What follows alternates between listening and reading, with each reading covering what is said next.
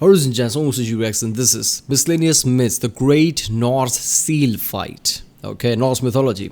It's always fun to see Norse mythology, I guess. It's about, Loki, anything like that. There have been 3 or 4 videos. If I remember correctly, there's a properly Loki, then there's Utgal Loki, and there are others one too. It's just ridiculous every time. Norse mythology is always some kind of a, epic tale or something like, mischiefs here and there. Them doing some ridiculous things. So I guess it's going to be seal fight, okay. One of many. Wait, what? Moments while reading the prose Edda, leading to a short deep dive into a very specific Norse mythology. I wish I could summarize instead.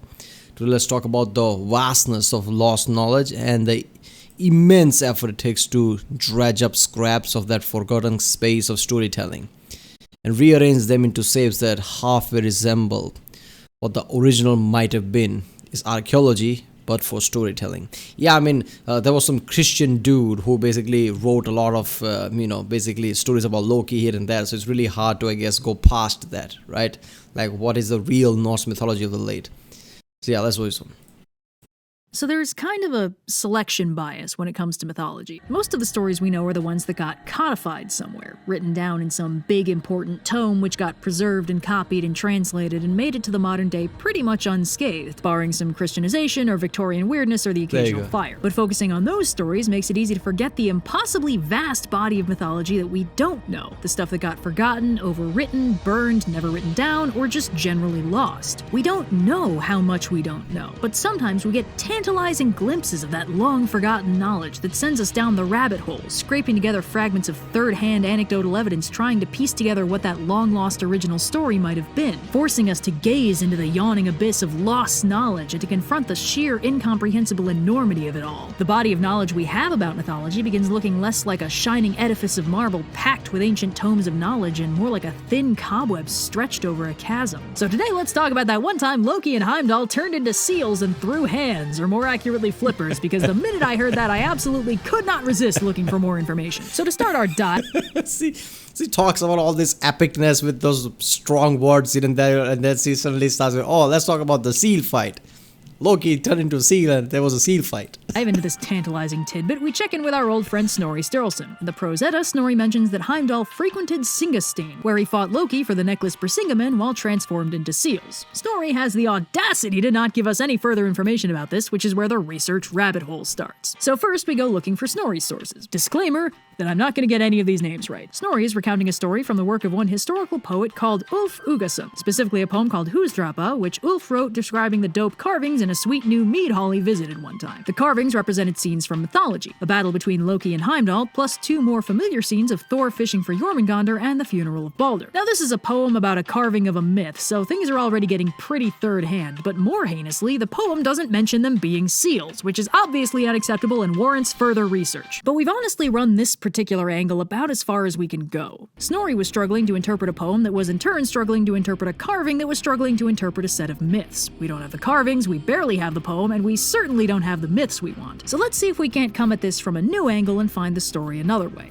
So basically, whatever Red is going to tell us here might be completely wrong because it's already way too far-fetched. We barely have any evidence for this mythology. But yeah, Norse mythology is so good because, it's really hard to pinpoint one. And what's ridiculous is, what if, long ago, all this Norse mythology about gods and this, maybe all those stories are just like, how we today create this kind of a fiction like Marvel universe or something. It was just for entertainment and we think this is God's story that they think, Aesir's or whatever.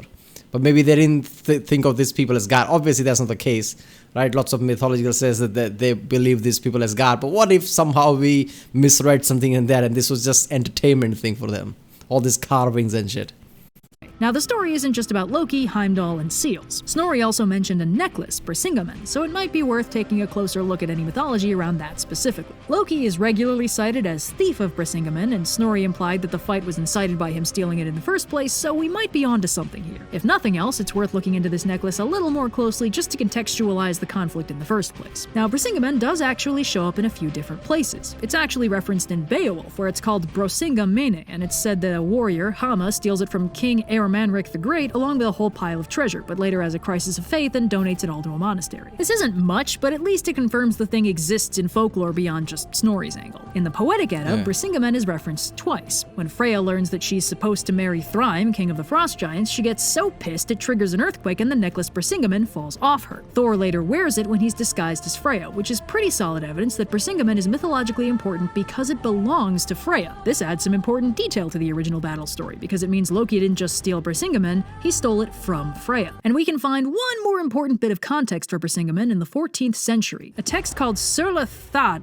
or something, compiled by two monks but theoretically based on an earlier text, possibly 12th or 13th century. Now this text does something Snorri also did in the Prose Edda, but a lot less subtly. It pulls at ancient aliens and recharacterizes the Norse gods as highly advanced humans from somewhere else. In this case, Asia, because it sounds kinda like Iser, I guess. This was pretty common for monks. They wanted to document the myths and religious beliefs of the regions they Christianized, but they didn't want to do any heresy in the process, so they filed off the godly serial numbers and reframed everyone involved as just regular humans, honest. So in this story, Freya is the favorite...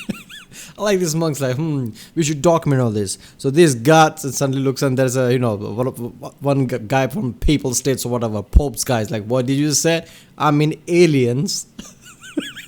concubine of King Odin, an extremely human man. Freya acquires the necklace Brisingamen from four dwarves who will only accept payment in the form of sex, which Freya is cool with but decides to keep her little secret. And while she shows off the shiny new necklace to Odin, she doesn't tell him how she got it. But an extremely human man named Loki catches wind of the sexy time shenanigans, and Odin commissions Loki to steal Brisingamen from Freya's impenetrable bower, which Loki does by transforming into a fly, a very normal thing for humans to do. So Loki slips in and very delicately removes the necklace. Freya discovers the theft and confronts Odin about it, who admits to commissioning the robbery and agrees to return the necklace on one condition. Freya has to cause an eternal war between two kings, triggering a cataclysmic battle that will only be stopped when a very Christian dude braves the battlefield and kills everyone permanently. I'm sure it's a very interesting story, but I also don't care, so anyway, Freya agrees and gets the necklace back no problem. Now, none of these stories 100% resemble each other, and every single one has at least one piece that the others don't. None of them has the whole story, but we can kind of rearrange the pieces into an order that possibly makes sense. We can nail down that Brisingamen is Freya's necklace. She gets